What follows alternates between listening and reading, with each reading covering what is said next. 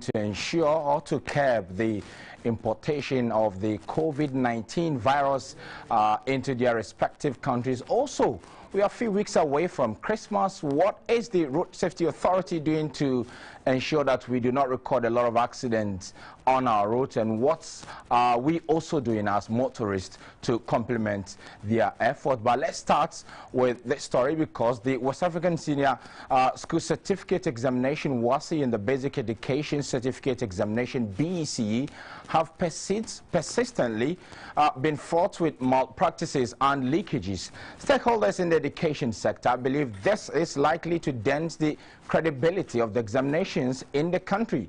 Speaking to the issue on Talking Point, the Executive Director of the African Education Watch, Mr. Kofi Asare, suggested that the printing and transfer of exam questions should be digitized, while those found guilty are severely punished. Talking Point was discussed in the performance of the 2021 WASI candidates.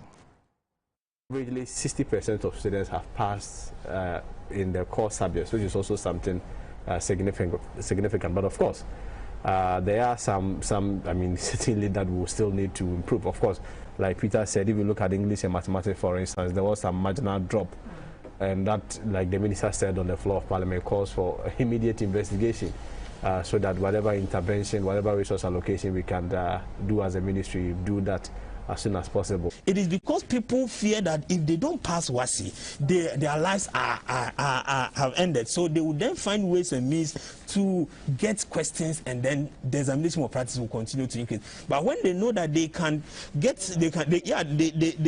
the system, get into apprenticeship, do something small here, do something small here, and then find themselves back into the formal education system by doing a 6 months course in marketing, 6 months course in whatever it is, this will be able to help us reduce examination of practice and also take care of those who have not been able to enter the tertiary institution. There must be an effort to digitize the processes. When we digitize the processes, you remove the human element involved, so that you can have printers installed in every senior high school. A command is issued in Accra, and within 5 minutes, questions are printed, so that you don't have to print papers days or a week before the paper for them to leak. The GES should not be allowed to sit on the whiteboard, because it is potentially a conflicting situation, because it is in their interest for every student to pass. Because the WASI result is actually a test of the GES's competence, including the Director General and all his staff. We need to create other channels within our secondary education system where the fact that you don't pass mathematics doesn't mean that you are doomed. That will reduce the edge on parents and students to cheat.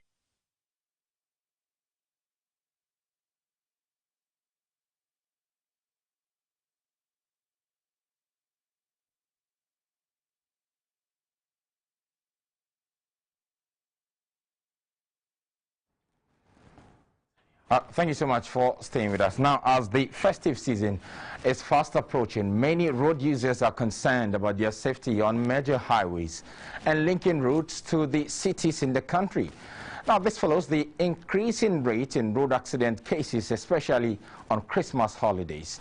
The annual ritual of introducing road safety campaigns by the Motor Traffic and Transport Department of the Ghana Police Service has begun, with calls made to motorists to ensure sanity on the roads by adhering to safety measures. Now, joining us in the studio to give us an insight into the preparations and collaborations made so far by the National Road Safety Authority to help promote road safety and reduce road carnage ahead of Christmas is Pella Dusu, the Public Relations Officer for the National Road Safety Authority and the Director of Planning at the NRSA, Engineer Adontin. Thank you so much, lady and gentlemen, for joining us in the studio. Pella, let me start with you before we go to Engineer Adontin. If you can help us appreciate some of the numbers in terms of the fatality we've seen on our roads since the start of the year, so that will help viewers to appreciate the importance of the discussion we're having this afternoon. Thank you very much for inviting us to your studios. We appreciate it, and greetings to all your cherished viewers. This year, the statistics is not good. It's not good, it's not helpful. from January to November, we'll have about 2,608 people dying from road carnages, about 14,000 people injured, about 14,500 and over also the reported cases, total reported cases. And the number of vehicles involved are over 25,000, which is really, really unacceptable. This is unprecedented. It has never happened before. Last year, comparatively, it wasn't like that. We were even saying it's risen because of the election year. But this year that we've not even ended the year, and we were recording such huge numbers in November, from January to November, everybody needs to be alarmed and do something about it. That is why we are here. We are going around through outrages, partnership with the media, to tell people about the carnages on our road and the effect it is having on individual homes and then on the nation as well, so that we'll put our hands on deck and do something about it, so that next year by this time we will record lesser numbers. Engineer, what has been the problem? Is it an issue of poor regulation, or the fact that motorists do not adhere to the regulations simply for them to prevent these fatalities we are seeing on our roads? Yeah, thank you very much. I think, as you rightly said, when we analyzed the situation and looked at the factors that contributed to these crashes, they're not far-fetched. But the same problems that we come here and speak to about, the human attitude. We have all the laws, we have all the regulations. What we require now is how people will apply the law and the regulations. We have engaged adequately. In the recent times, when we did an evaluation of our work, we noticed that we have already hit more than 80% of publicity and awareness creation level. Now, any country that hits 80% plus, automatically it must reflect on the ground to indicate reduction in your deaths and injuries. Unfortunately, it is the other way around, which means that there's something wrong. What is wrong is how people will accept that responsibility, listening to what we say, and apply on the ground. That is what is lacking. That is why this time round we want to add enforcement to the education we're doing. The police has waged war against indiscipline, and indeed that is what we are looking out for between now and the Christmas time and the New Year. People must comply with the law. If you listen to us, we advise you, we promote, and we give all these directions, and you fail to, I think the police must be out there, arrest recalcitrant drivers, and deal with them ruthlessly as far as the law is concerned. Talking about dealing with them ruthlessly, there is a concern among those who want to see this problem being addressed. That's the punitive regime. I remember the last time I had a conversation with you, I raised this concern that the punitive regime is not severe enough. For example, if somebody is charged less than 1,000 cedis for such an offense, maybe leading to the loss of a life or something, it will not deter people from staying away from that. You are very right. And so from last 2 months, we've started reviewing the Road Traffic Act under the auspices of Ministry of Transport. And so we'll review, you know, it has been established for a long time. We are still reviewing. And because that is in the law, you can't do otherwise. And so unless we review it before we can add certain things to it. So that is what we are currently doing. And I think this morning, I understand. Yes. So this morning, the Board of Directors of the National Road Safety Authority and Management went to visit the Chief Justice at the Supreme Court, and we put all these things before them that they should help us so that we will best appreciate whatever punitive measures will be given to recalcitrant road users. And he has assured us that they will do everything possible so that they will come up with good best practices.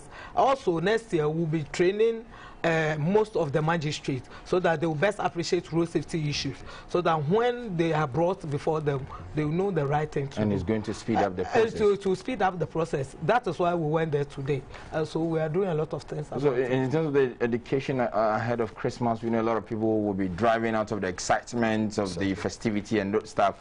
What specifically are you doing around, aside going around newsrooms and studios and selling the message. Yes, at the moment, we have recruited a number of these young men and women, branded them like you see us.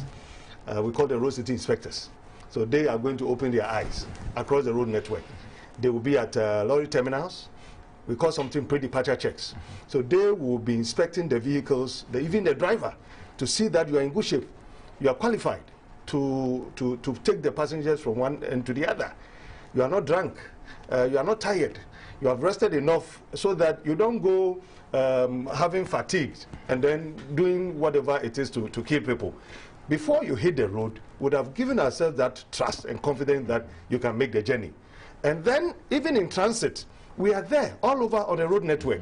You can find us at strategic locations, also monitoring the movements. For example, we issued a directive that long distances, 500 kilometers or 8 hours drive, must have 2 drivers. We are going to ensure that all those going for such long distances are complying with such directives, and so on. The police will be there. They'll be testing drivers on alcohol. We'll also be ensuring that drivers have rested enough. The law says that if you drive continuously for 4 hours, get to somewhere safe, secured, rest for 30 minutes and continue. So all these things put together. And beyond that, the police will be there to also check on speeding. Speeding is one of the most critical tech components in road safety management. And they have all these devices going to ensure that whoever flouts the law, as far as speeding is concerned, will also brought to book. Now, let me mention that speeding on the highway, it is maximum 90 kilometers per hour. It is only on the Tema motorway, Accra Tema motorway, that you can go as best 100 kilometers per hour.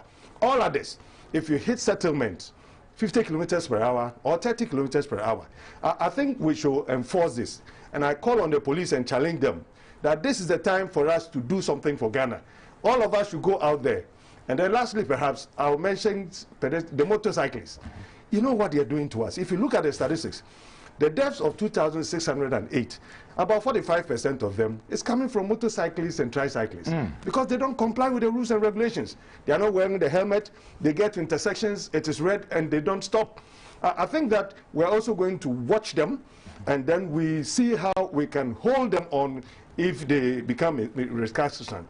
But passengers, this one is for you. You go and sit in a bus. Sometimes you find them sleeping. No. This time, watch the drivers. If they misbehave, call 194, one of the emergency numbers that has emerged for Emergency National Road Safety Authority, 194. When you call this number, short code, all networks, it will come to our place, and then we will move quickly, wherever you are, and apprehend whoever is misbehaving to prevent the crashes. Very finally, Pearl, what are you doing in terms of engagement with the driver unions, because they are also key stakeholders in ensuring that we reduce the road carnages? I want to know the level of engagement in this drive. It's been very well. They are major stakeholders, and over the years and now, we approach them at the terminals and the stations. We talk to them. Whatever grievance they have, they bring it to us and we address it. So without the driver unions, road safety work will not go on. And so we engage them. Even last week, we were with Pro Tour. We were with Pro Tour executives. We've drawn a schedule with them, and we're going from station to station to talk to them, and then we'll also address their problems as they bring them on. So if you can just touch on the current state of your LI, which... the new LI now has, will finish everything with the Attorney General and waiting for Parliament to be passed. So very soon you will see it. Attorney General has given their final comment to it. So we are at the stage of passing it. Good to go. Operational very soon. Pearl is the Public Relations Officer of the National Road Safety Authority, and Engineer Dontin is also the Director of Planning. The authority has both, officials from the NRSA have been helping us to understand what they are doing in terms of their drive to ensure that road carnages are reduced, especially as Christmas approaches, when we know a lot of people, out of excitement, will be driving recklessly. They are telling you your life matters to the development of this country, and you need to adhere to the road regulations so that together we can reduce the carnages that we've been having. Thank you so much for your time. Now, about 1 million doses of Johnson & Johnson vaccine vaccines have been delivered to Ghana through the African Vaccine Acquisition Trust. The latest consignment brings the total number of vaccines acquired by the Afrexim Bank on behalf of Ghana to over 5 million doses. In a series of deliveries for this year, Ghana has committed to buying close to 17 million doses of the single-shot J&J. African countries in March this year agreed to have about 400 million, that is 60% of its population, vaccinated through the acquisition of vaccines. This was in collaboration with the African Union, African Medicine Platform, UNICEF, Africa Center for Disease Control, the United Nations Economic Commission for Africa, and the Afrexim Bank.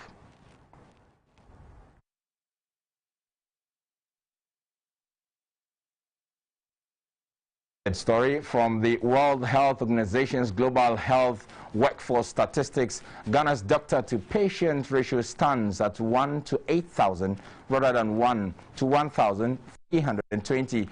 And for players in the health sector, the current situation demands a drastic change.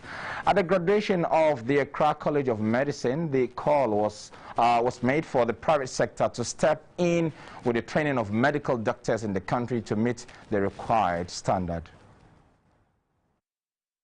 Made lots of efforts to achieve the recommended WHO doctor-to-patient ratio. Despite this, which has resulted in increases in the population of physicians, nurses and midwives from 1 per 8,000 populations, Ghana continues to face shortages of health workforce alongside inefficient distribution. For many, having enough physicians positively influences productivity in the country. This point was echoed by the various speakers at the second graduation of the Accra College of Medicine. 8 medical students graduated in the medical profession. The president of the Accra College of Medicine, Professor Ifya Hesse, said a strong public-private partnership is needed for the training of physicians to enable the country improve its doctor-to-patient ratio. This college's interest should also be that of the state. For as we produce good doctors, we will reduce the stress on the patient-doctor ratio in the country, and this will help the national development effort. The board chair of the Accra College of Medicine, Professor Stephen Adai, said lack of infrastructure at the tertiary education level prevents many from acquiring a certificate. The call is therefore for the government to increase its support to private actors in that space for more opportunities to young Ghanaians. Even at 40%, it means tertiary education is still for the privileged few. And so in all countries, whether you go to America or Britain, and given the associated benefits, the cost should largely be borne by the beneficiaries, the state facilitating it in the form of infrastructure and system support, as well as paying public sector lecturers. The Accra College of Medicine is a private and independent medical school in Accra. ACM offers research-oriented medical education that is focused towards solving Ghana and Africa's health problems. It is an affiliate of the University of Ghana, Legon.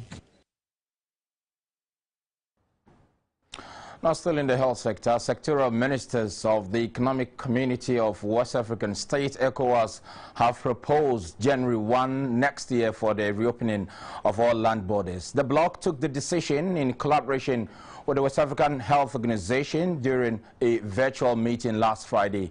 The West African economy lost about $50 billion in value, or 6.7% of the bloc's cumulative GDP since 2020, when the sub-region first recorded cases of COVID-19.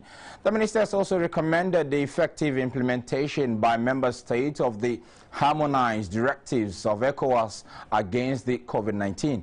They also urged member states to ensure mutual recognition of PCR tests at the borders and the harmonization of their validity period.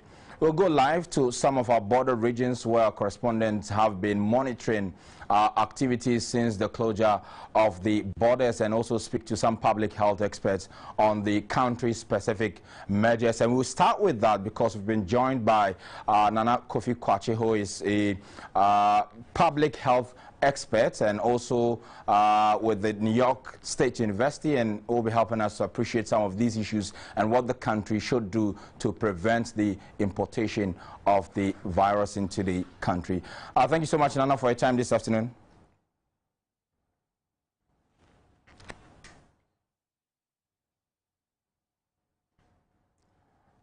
Nana, can you hear me?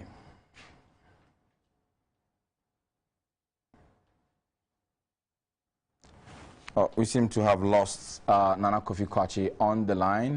He's going to help us with some analysis to appreciate what sort of control measures countries should put in place as ECOWAS directs that all member states reopen borders by January 1 next year. In fact, there have been a lot of calls to get that. Nana, you're back on the line.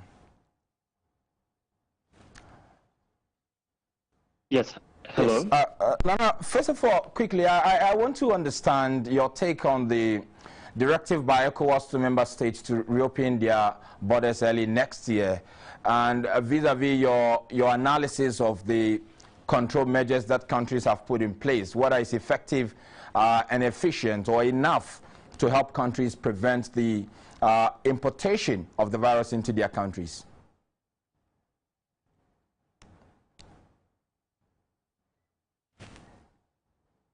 Of the land borders, especially in the context of the fact that air borders have been open for a while. I guess the question had been what kinds of modalities had to go in place to make that feasible. And it did seem like many of the measures that apply to air travel, including the pre-departure testing or arrival testing, could be viable here. I'm not surprised to see WAHO making that recommendation, especially in the context of an environment where vaccines are increasingly available, where the rollout is proceeding, and where the trade-off between those and the economic fallouts of the closures are becoming more acutely felt. I think the question comes down to implementation and ensuring that reducing opportunities for fraud or loopholes for evasion of the actual protocols. And I think there is in the reopening a very strong use case that I think ECOWAS and WAHO need to articulate about how rapid antigen testing could be used effectively to do some of the border screening that reduces the risk of importing cases coming in. So I think as we have to explore those modalities a bit more, but given the tools that are available now, the access to vaccines, and the fact that we can't actually apply similar protocols at the land borders as we do at the airport, I'm not surprised to see this measure being rolled out. From where you sit, do you think is the right call at this time? I think the timing from, again, looking at it in terms of the evolution of the pandemic, I think the timing is maybe, it could be a bit problematic. Maybe it may have made sense to push it maybe a month into the year, maybe early February, simply to see how the Omicron variant is going to play out here and to see how the access to vaccines here or the supply to vaccines in West Africa evolves with emerging information about the potential need for booster shots. If Western countries decide to reduce their donations and COVAX is stifled again, what are our timelines going to be? I think perhaps a bit of time to assess this new variable in the equation may have been helpful. But in terms of the policy itself, as in do we have the tools to reopen? Yes. The question is whether the timing makes sense with the potential of a fourth wave around the region from the Omicron variant, and trying to sync that up with what that means for resources available to actually do the border screenings if you are responding also internally to surges, and whether or not those are matched up in terms of timing to make sure that you have the personnel available to implement the border screening protocols and time to train immigration officials and other people who could work as auxiliary staff to also know exactly what to do with the protocol. So the timing is a bit tight. I think perhaps a bit of a delay for review may have been helpful, but the policy itself, based on the tools we have available, it makes a lot of sense. Nana, you talked about the new variant. This question was put to some authorities during the meeting, and their answer to rates was that the Omicron variant has been described to be a bit mild compared to the earlier variants that emerged, and that formed part of the basis for them to go ahead with the directive. Well, I think we should be mindful of the fact that a lot of the data we're getting right now is preliminary. We have to understand that the kind of studies that it takes to know definitively whether or not COVID-19 from Omicron is milder than from other variants, it's not stuff that it's not data we're going to have today. So I don't know how we can use that as definitive basis.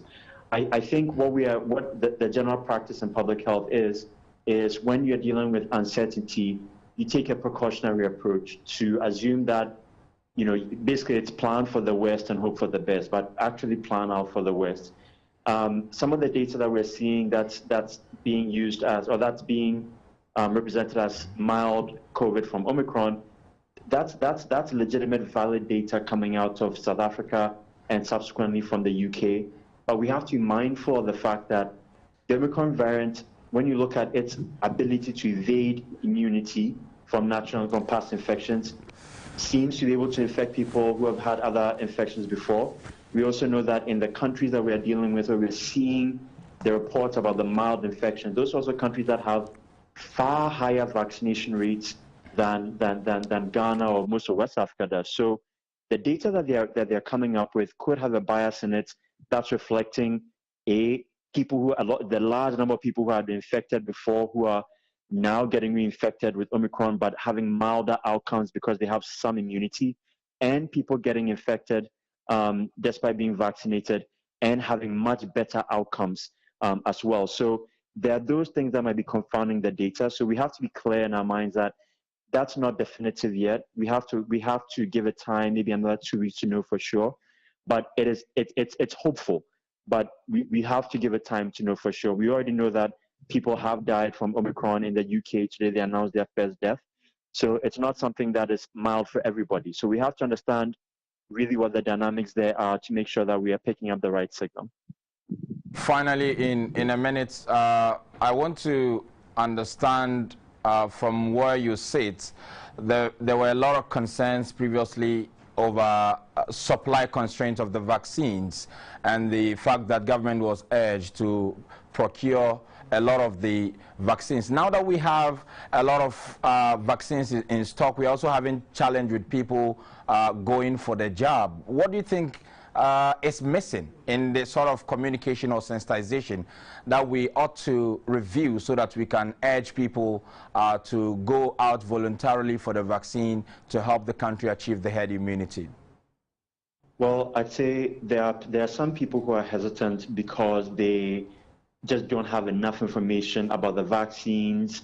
I'd say many in the rural areas, that might be a big, influential factor there. And in addition to the lack of information, there are people who also don't see COVID as necessarily a very serious condition. So they have skewed risk perception. That often comes from, maybe some of the way we talk about COVID in Ghana, where we don't really talk about things like long COVID, how you can have a mild infection that goes on to cause serious long-term chronic conditions. We don't really include that in the conversation. So you can see how, some people can see it as something that if you're young and healthy, it's not that big a deal. I think we have to try and formulate the conversation in terms of risk by incorporating the long COVID and the uncertainties around it. Because there are people in Ghana right now dealing with that, and that might help push some people. Then beyond that, it's about fighting the digital misinformation, having an engaged, proactive presence online that deals with the misinformation at the source, rather than dealing with it when it's leaked out into radio and TV, when you're fighting multiple fights at the same time. I think maybe Ghana Health Service, MOH, MOI could roll out a bit of a more aggressive digital engagement strategy to confront misinformation when it's trending online, and not let it fester so long that it becomes mainstream. Thank you so much for your time always. Okay. Nana Kofi Kwache is a public health analyst and has been helping us to appreciate what member states should do as ECOWAS direct them to reopen their borders early next year, and he has been providing some sort of measures that could be considered in this approach. I will stay a while on this story because we want to appreciate how this closure has impacted business activity in the border regions. We've been joined by Murtala Isa, who is our northern region correspondent. Murtala, if you can hear me, how has the closure of the borders affected businesses in the northern region? Significantly, Sani, if you can hear me, the closure of borders. Remember, when we talk about northern region, we are bordered to the east by the Republic of Togo. And again, in charge of reporting for the Savannah region, which shares borders with the Ivory Coast. And these two regions, their exit point, Chache border and then the Tatale border leading to Togo, are major entry and exit points for citizens of ECOWAS. They are also major business points for these districts, that is Bole to the Ivory Coast and then Tatale Sanguli to the Togo. Now, the closure of border has significantly impacted the revenue generation of district assemblies that shares these borders. Significant number of businesses come through these borders in and out into Togo and outside of Togo into Ghana, into Ivory Coast and outside of Ivory Coast into Ghana. And these were major sources of revenue for the district assemblies. Unfortunately, with this closure, they could no more rake in as much as they could. Also, for us, especially in the northern region, and to some extent the Bono Ahafo, as well as the Ashanti regions, we had a lot of young men who were moving from the Republic of Togo to come in as farm hands. You quite remember last year we did a story where there were complaints about shortage of farm hands. Young men who come in to help with the preparation of land, the raising of mounds. A lot of them come from the Republic of Togo, but with the closure of borders, so many of them who had attempted coming in had themselves arrested and repatriated back to their countries. Also, we have young men and women in the northern region who go to places like Sankase, Lomé, and other places to import goods. And this is basically their primary source of income. I have one young man here who is reflecting on how this impacted and the positive impact that we are likely to experience here in the northern region if the borders are finally open. Sebastian, thank you very much for speaking with Ghana Television. We are looking at the opening of borders in the coming days. What do you think would be the impact on young people here? Yes, I would say good afternoon, and of course, I'm much grateful for this opportunity. As you see, there were a lot of opportunities that were supposed to be around for us to also, venture into businesses. You know, the closure of this have impacted a lot negatively, but I have to take the positive side of it. It was a welcome news, and for that matter, people who trade within these places. You know, tomatoes are brought in from Burkina Faso, and other vegetables and other motor parts, spare parts that they import from these places.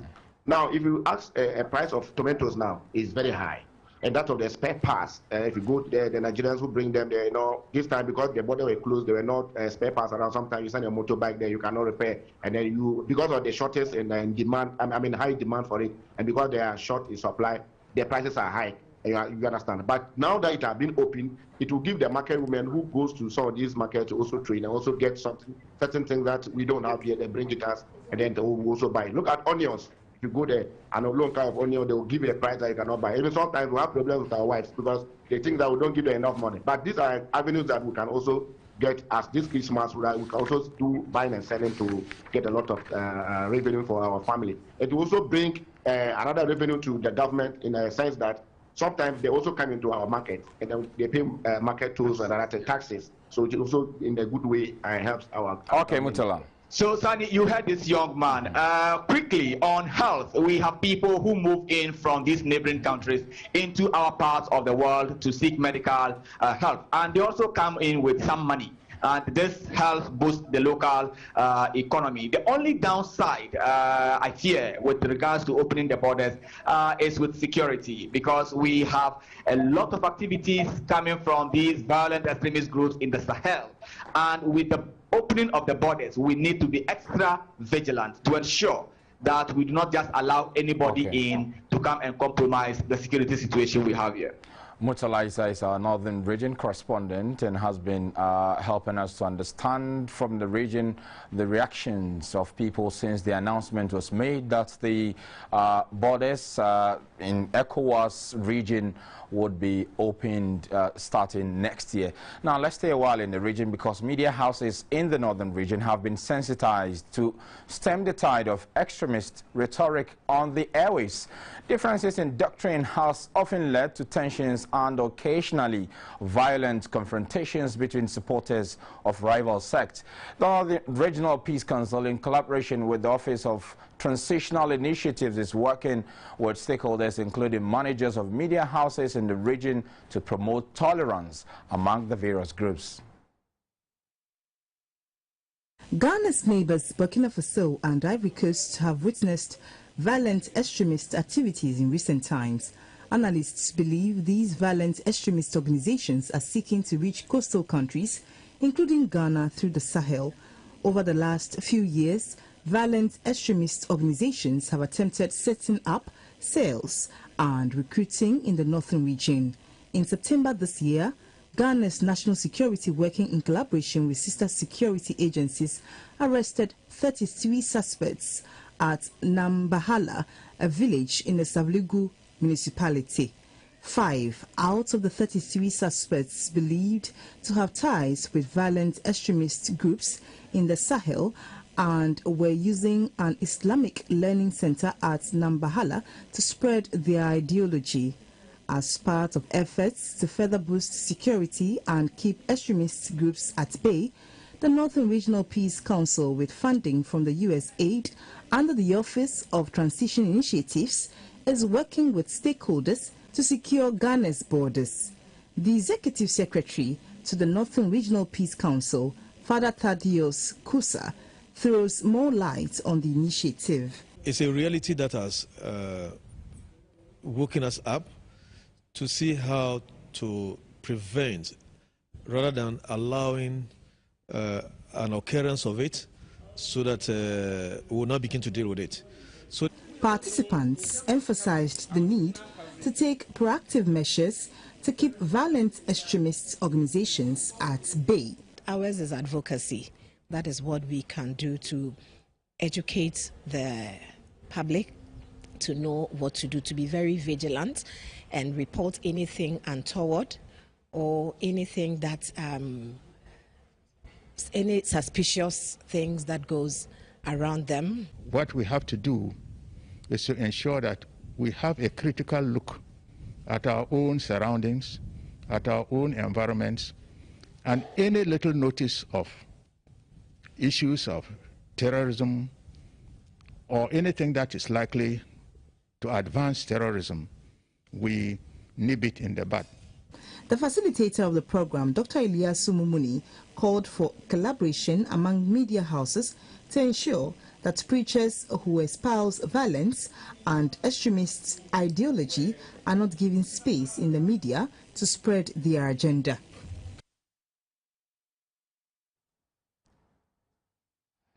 Now, we will stay a while in the northern part of the country because the Upper East Region branch of the Food and Drugs Authority, FDA, has destroyed unwholesome goods value at 75,460 cedis. The goods, which were confiscated by the authority after a market surveillance throughout the region, included food products, pharmaceuticals, cosmetics, herbal medicines, food supplements, and household chemicals.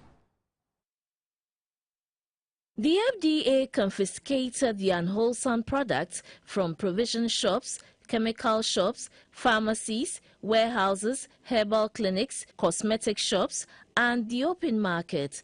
The Upper East Regional Head of the FDA, Mr. Sebastian Maulihoto, spoke to GBC News about the essence of the exercise.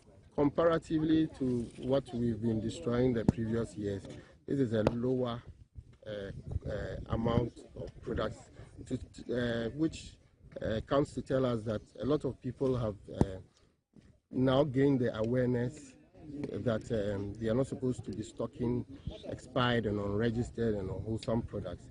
And therefore, it looks like the education we are doing for the general public to stay away from expired products, not to patronize expired products, rusted products, and so on and so forth on the market. It's going down gradually with the people of the Upper East region. He advised the general public to be careful of what they buy from the market this Christmas. He said it is necessary for consumers to open their eyes wide when buying, especially edible items, to avoid consuming unwholesome foods and contracting diseases. If it is rusted, don't buy because the quality is compromised and so on, so that we can all have a very happy Christmas season without illnesses and the problems with our health. And I also want to use this opportunity to encourage everybody that we are still in the COVID-19 season, and therefore we should all try and observe our COVID-19 protocols appropriately. Meanwhile, the FDA has also destroyed 122 cartons of expired Carnation milk at the Baku Senior High School. The exercise was supervised by the officials from the Environmental Protection Agency, the Environmental and Sanitation Agency, the Ghana Standards Authority, Ghana Police Service, the Custom Division of the GRA, Pharmacy Council, Economic and Organized Crime Office, and the Ghana Health Service.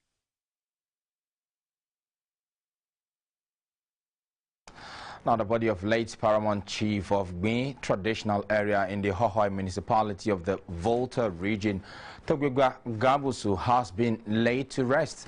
At his funeral in Hohoi, the paramountcy, thousands of Ghanaians, including political leaders, paid their last respects.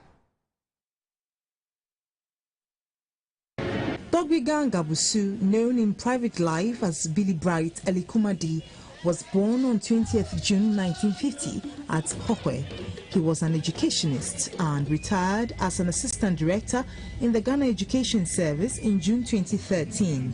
He was from the royal Kadrake lineage of B, became heir to the stool and was installed on 25th May 1989 as the paramount chief of B when the stool became vacant. Togwegwa Gabusu was a very vibrant member of the Volta Regional House of Chiefs, where he served as its president for 2 terms, from 2001 to 2008. During his 29-year rule, Togwegwa Gabusu mobilized his people for the development of the traditional area. The late paramount chief was also at the forefront of advocacy for development and unity amongst the people of the Volta region. In a tribute, the president of the Volta Regional House of Chiefs, Togi Teprehodo, described Togwegwa Gabusu's passing as a great loss to the house. The Minister for Railways Development, Mr. John Peter Amewu, also paid glowing tribute to the late Togwegwa Gabusu for supporting him during his tenure as the municipal chief executive of Hohoi. Togwegwa made me believe that you do not give up on dreams and conviction because of initial setbacks and failures. The Volta Regional Minister, Dr. Archibald Lecha, urged the people of B to maintain the peaceful coexistence that Togwegwa Gabusu exemplified. The NDC running mate in the 2020 elections, Professor Nana Jane Opokwa-Jiman, praised Togwegwa Gabusu for his role in resolving a dispute between the Gbis and the Zongo community in Hohoi in 2012. She entreated the people of Hohoi to honor the late chief by living in peace. During the crisis between the Gbi and Zongo communities, Togwegwa consulted very widely and very closely with JDM to ensure that whatever gaps were there were filled, that no one felt unwanted. The children of the late paramount chief also paid tribute, recounting the sacrifices that their father made to secure them a good future. The Gbi Traditional Council, in a tribute read by a senior divisional chief of the area, Togwike, pledged to build upon the legacy of the late paramount chief in terms of development and unification. Togwegwa Gabusu died on 23rd October 2018 at the age of 68. He is survived by 3 wives and 8 children. We'll go for a break. When we return, Esther Adi will be bringing the very latest from the world of business as the Bank of Ghana warns over uncertainties in terms of food prices and which it fears may exert inflationary pressures.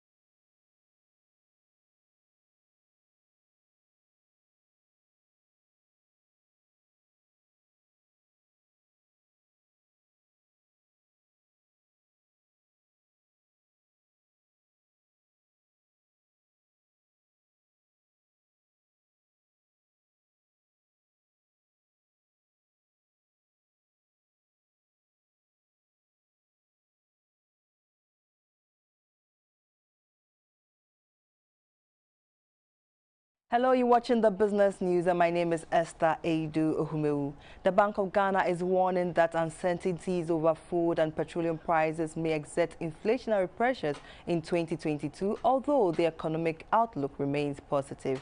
The central bank said it will closely monitor developments to prevent the potential risk of undermining long-term inflation targets and its price stability goal. The governor of the Bank of Ghana sounded a caution at the 2021 annual Bankers Week dinner of the Chartered Institute of Bankers in Accra.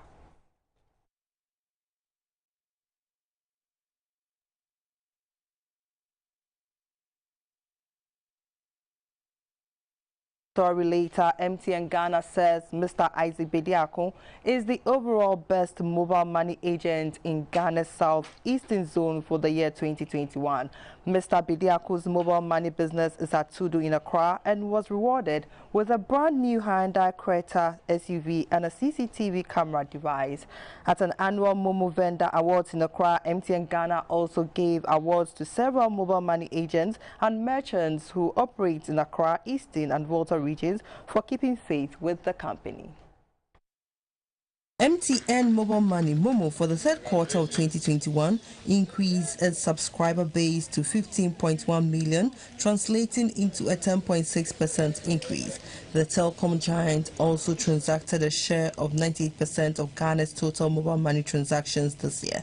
The trends show that the company's cash-light business is sturdy in the country's financial regime, and also for this reason, MTN is keen on ensuring that stakeholders and partners in the business are better off in their service delivery. In April this year, MTN implemented the ID presentation for cash out service and also collaborated with relevant fintech partners to block the IMEIs of phones used for fraudulent business as a tactic to reduce such illegal maneuvers faced by MTN. On the night of the MTN Momo Vendor Awards, 400 Momo partners made up of 200 agents, 120 merchants and 80 mobile agents in the southeast zones made up of Greater Accra, Eastern and Volta regions were rewarded. What we actually are preaching to our agents is to manage their place of work. Follow some basic rules that will ensure that at least they protect themselves. First of all, we said that agents should not work into the night. There should be time for you to close, and when you close at that time, then you avoid the exposure. You shouldn't work till late. Then as much as possible, pool your funds, bank them, so you don't carry money home, because if you carry money home, then people begin to watch you and that becomes an opportunity.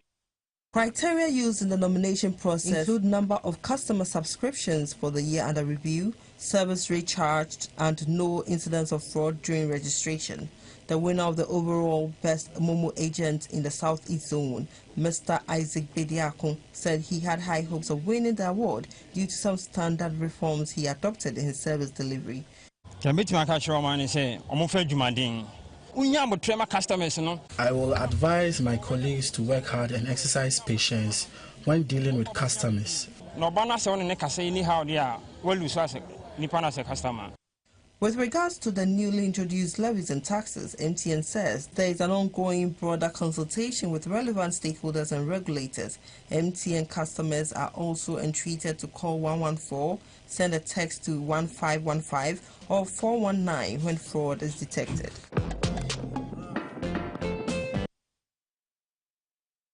A senior advisor to Ghana's president, Mr. Yao Osafo-Maafo, has urged local businesses and trade groups to collaborate with governments in the effort to making Ghana the preferred investment destination.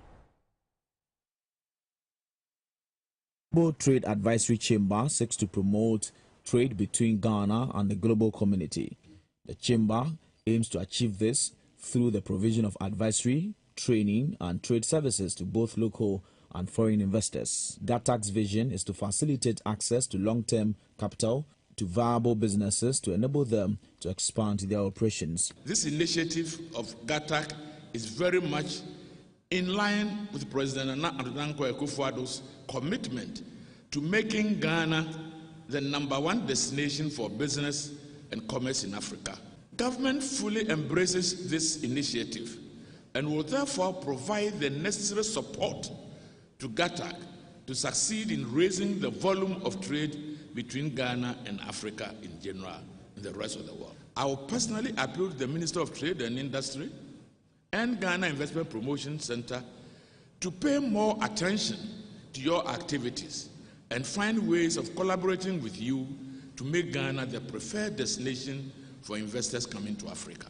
The Chief Executive of the Ghana Free Zones Authority, Mr. Mike Okoye Jr., said the GATAC platform will open the door for local investors to trade globally. And we believe that this would help to not only promote trade in Africa, which we need to promote, but it would also help to give Ghana an even better image in terms of business, in terms of economics, and in terms of the way that Ghana is perceived in the business community. The president of GATAC, Mr. Dominic Odro-Entry, said the chamber will support local businesses to realize the benefits of the African Continental Free Trade Area Agreement.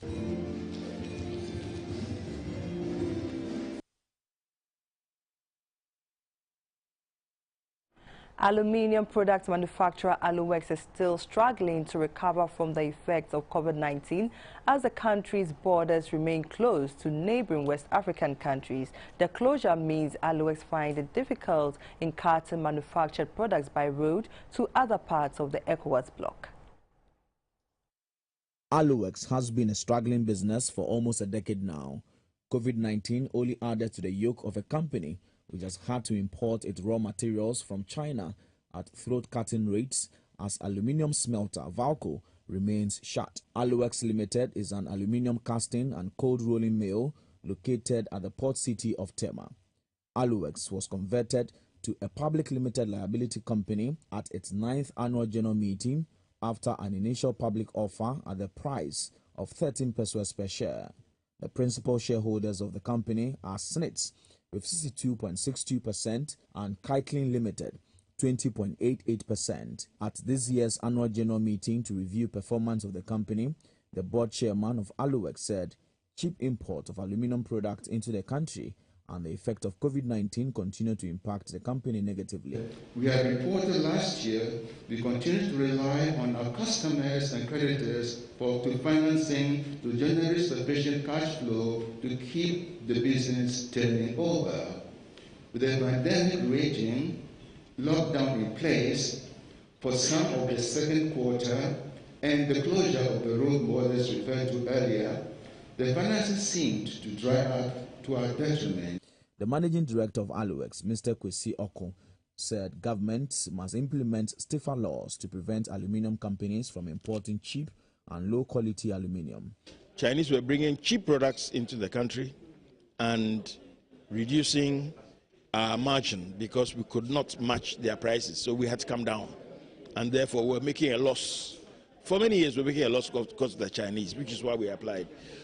So we're very pleased that the JITC actually ruled that the Chinese were dumping into this country, and they imposed the 35.77% duty on any such imports into this country using the export rebate in China. However, those were merely words until they implemented. Just as in previous years, the company could not pay dividends to its shareholders as a result of unfavorable balance sheet. Aluwek's current share price stands at 10 pesos per share.